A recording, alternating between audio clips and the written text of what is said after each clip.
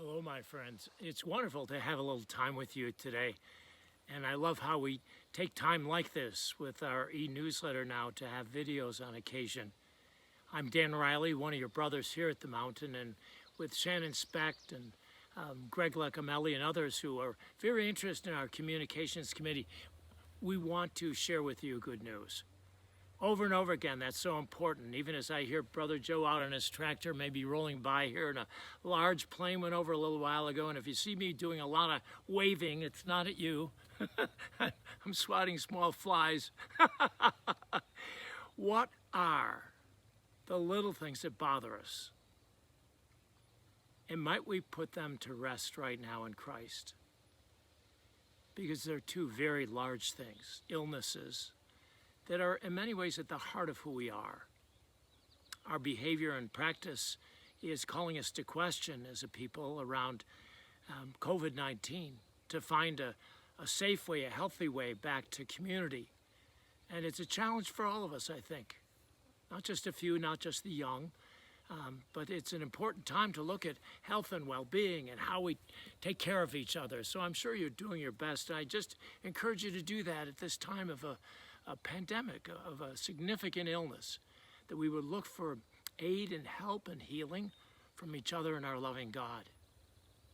And the other illness that hasn't gone away, and probably has been with humankind from almost the beginning, they tell us historically, is a country that in many ways was founded on slavery.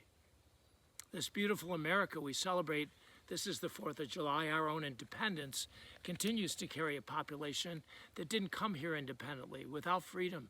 And others of us feel constrained or caught or brought here too, possibly. And some of us not well received when we arrived here because of our ethnicity or color.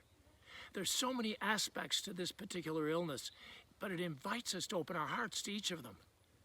It's an incredible opportunity to come alive with each other in a new way in a new time. To face into it and not put it aside. To not blame each other, but to claim it.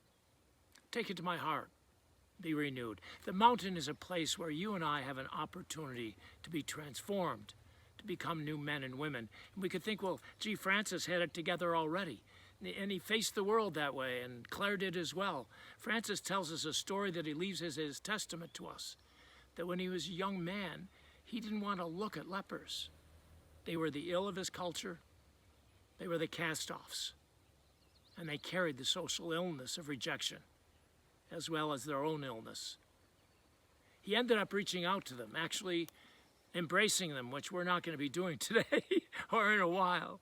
But in that embrace came a healing. He says there was a sweetness there. What had been bitter became sweet. I'd invite you and me during this time of independence to feel what has us enslaved, held back, bound down, while others need us to be free and freeing, sisters and brothers. The good news of Christ sets us free. We are free because Christ has set us free, and we are. And so our hearts want to sing that song and find that way into the world today and in the days to come. May you and I do all we can as we enter a new time and a new era. And as we say at the mountain, may we join with Jesus Christ to make all things new. Some things don't go away. They need to be transformed. Physical, spiritual, illnesses of the heart need our attention.